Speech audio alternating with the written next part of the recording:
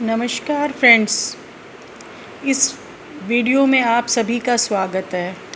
आज हम नवपाषाण काल से संबंधित जानकारी प्राप्त करेंगे। जो नवपाषाण काल है, यह काल प्रागैतिहासिक काल का जो आखिरी काल था वो कहलाता है और इस काल में युगांतकारी परिवर्तन हुए थे। इसमें मनुष्य जो था, मानव जो था, भोजन संग्राहक से भोजन उत्पादक की श्रेणी में आ गया था, जो कि ये अभूतपूर्व परिवर्तन था। अब सबसे पहले हम इससे संबंधित जानकारी लेंगे कि इसके संबंधित कौन सा काल है जो समय है जो हमें नवपाषाण काल कहलाया जाता है। 8000 ईसा पूर्व से लेकर 6000 ईसा पूर्व का समय नवपाषाण काल का समय संभवतः कहा जाता है। नवपाषाण काल शब्द का प्रयोग सबसे पहले जॉन लुवाक ने मैगजीन प्री हिस्टोरिकल टाइम में जिक्र किया था और इसको पाषाणिक क्रांति जो नाम दिया था, जिसने सबसे पहले नाम लिया था वो थे गॉर्डन चाइल्ड। इन्होंने पुस्तक प्री हिस्टोरिक ऑफ इंडिया में पाषाणिक क्रांति, इसको नवपाषाण को पाषाणिक क्रांति के नाम से कहा था। संभवतः एक तरह की क्रांति ही थी क्योंकि इस काल में अभूतपूर्व परिवर्तन हुए थे। यह जो क्रांति थी, यह महान परिवर्तन का जो नवपाषाण काल था, यह महान परिवर्तन का काल था। ठीक है, इससे संबंधित बहुत सी ऐसी विशेषताएं थी, परिवर्तन हुआ था, जिसकी जानकारी हम लेंगे। नवपाषाण काल के मुख्य केंद्र भारत में लगभग सभी जगह पर थे, विस्तृत तौर पर मिले हैं। कश्मीर के बुर्जोहम गूफर काल में, विंध्य क्षेत्र में कोल्डी हवा, पंजो महगढ़ा में, दक्षिण भारत में मास्की, ब्रह्मगिरी,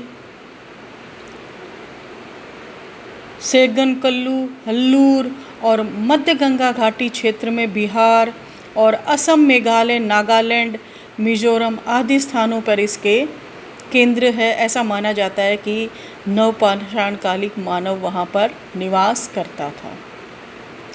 अब इनके जो औजार थे, इनके जो उपकरण थे, उनमें भी बहुत अधिक परिवर्तन आ गया था।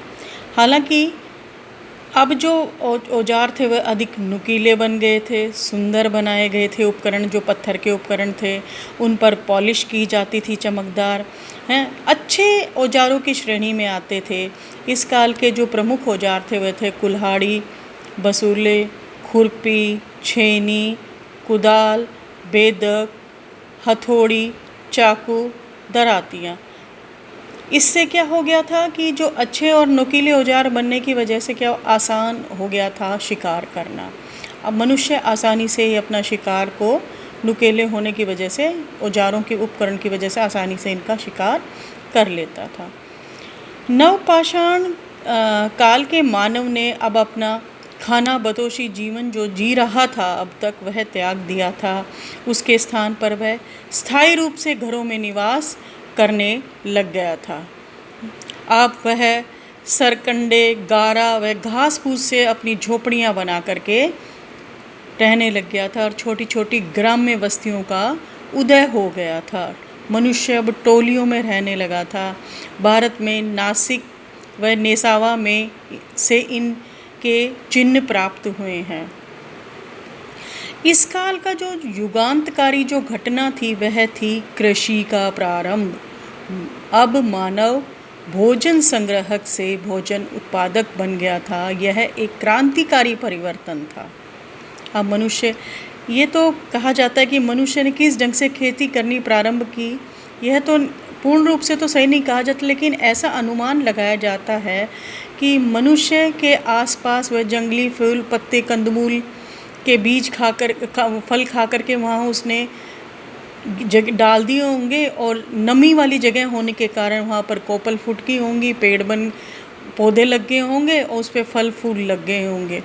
और इस प्रकार से मनुष्य को कृषि के बारे में जानकारी प्राप्त हुई और धीरे धीरे मनुष्य कृषिजन्य, जंगल से कृषिजन्य बीजों को लेकर आया और आसपास रोपा जाने लगा और धीरे धीरे उसने कृषि करना प्रारंभ कर दिया। मेहरगढ़ से गेहूँ जौ के जो साक्ष्य प्राप्त हुए हैं लगभग 5000 ईसा पूर्व के हैं और यहाँ के वातावरण के अनुसार कहा जाता है वहाँ गेहूँ और जौ की खेती होती होगी। इसके अलावा चावल, मटर, धान, रागी, चना, मूंग आदि की भी ये लोग खेती करते थे और भोजन के रूप में इनका प्रयोग करते थे। मनुष्य ने पशुपालना भी सीख लिया था। हालांकि जो पशुपालन जो उसने शुरुआत आंशिक रूप से मध्यकाल में ही शुरू कर दिया था, लेकिन पूर्ण रूप से पशुपालन जो उसका शुरू हुआ था वह नवपाषाण काल में हुआ था। सर्वप्रथम मनुष्य ने कुत्ते के महत्व को समझा। कैसे समझा? क्योंकि जब मनुष्य उस समय शिकार करता था तो कुत्ता उसकी सहायता करता था शिकार को पकड़ने में और धीरे धीरे मनुष्य उसके महत्व को समझने लगा। उसके बाद मनुष्य ने भेड़, बकरी, गधे और इस तरह के जो बैल इस तरह के जानवर पालने शुरू कर दिए। पशुपालन से उसे दूध, मांस, खाल आसानी से उपलब्ध होने लगी और साथ ही साथ कृषि कार्यों में भी इनका प्रयोग, पशुओं का प्रयोग के महत्व का वो समझ गया था। बोझा ढोने, इधर उधर ले जाने के लिए पहिए के रूप में और या बैल से जोतने के रूप में इसका प्रयोग करने लग गया था। मनुष्य ने कृषि करना प्रारंभ कर दिया था जिसके कारण वह अपने भोजन में भी उसके परिवर्तन आ गया था। वह गेहूँ, जौ, चना, चावल, मटर, रागी, मूंग आदि अनाजों का प्रयोग करने लग गया था। हमें उस काल के सिल और लोडे भी प्राप्त हुए हैं जिससे माना जाता है कि मनुष्य जो है अपने अनाज को पीस करके खाता था। वह मांस, मछली, अंडे, फल फूल आदि का भी सेवन करता था। बर्तनों व अग्नि के आविष्कार हो जाने के कारण अब मनुष्य भोजन को कच्चा नहीं खाता था, अब उसको पका करके खाने लग गया था। अब कृषि प्रारंभ हो गई थी तो मनुष्य के पहनने के कपड़ों में भी परिवर्तन आ गया था। पहले तो वह छाल से या वृक्ष के पत्तों से ही अपने शरीर को ढकने लग गया था। अब कृषि चूँकि कपास की खेती होने लगी थी, अब मनुष्य उससे अपने कपड़े तैयार करने लगे थे। पशुओं से जो ऊन प्राप्त होती थी उससे भी अपने वस्त्र बनाने लग गए थे। नवपाषाण काल के बर्तन बनाने की कला का भी उदय हुआ।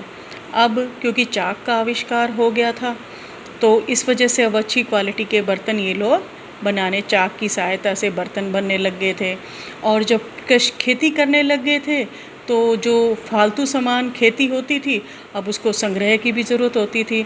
ऐसे में खाद्य सामग्री के संग्रह करने के लिए भी बर्तनों का प्रयोग, घड़ों का प्रयोग ये लोग करने लग गए थे। घड़े, तस्तरियाँ, कटोरे, थाली आदि सब चाक पर बनाकर और मिट्टी आग में पका करके ये लोग मानव प्रयोग करने लग गया था।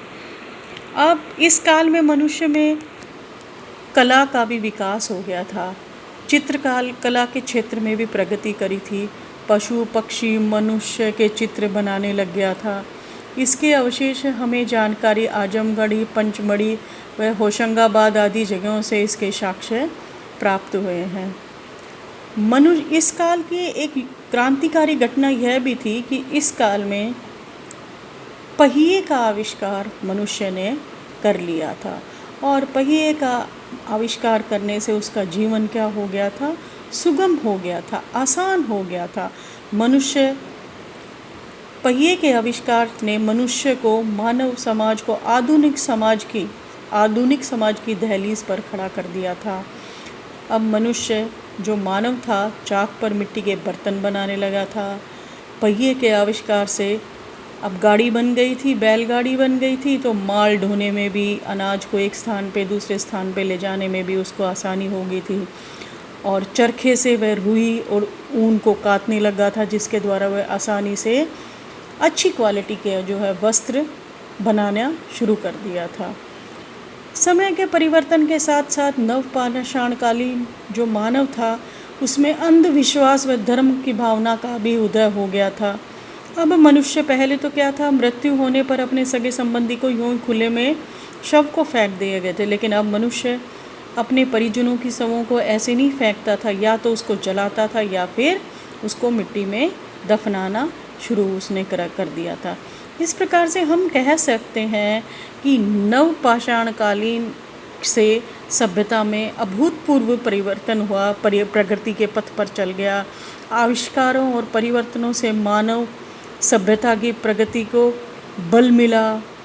कृषि कार्य से, पशुपालन से, गृह निर्माण से आदि सभी से मनुष्य में सहकारिता व सहयोग की भावना का जन्म हुआ और धीरे धीरे ग्रामीण बस्तियों का प्रादुर्भाव हुआ। अतः इस प्रकार से हम कह सकते हैं कि नवपाषाणिक काल था, यह एक युगांतकारी घटना थी। मनुष्य के जीवन में बहुत अधिक मात्रा में परिवर्तन हो गया था और यह आगे चल कर के ग्रामीण बस्तियों का भी होता। आज के लिए बस इतना ही। मेरी तरफ से सभी को नमस्कार।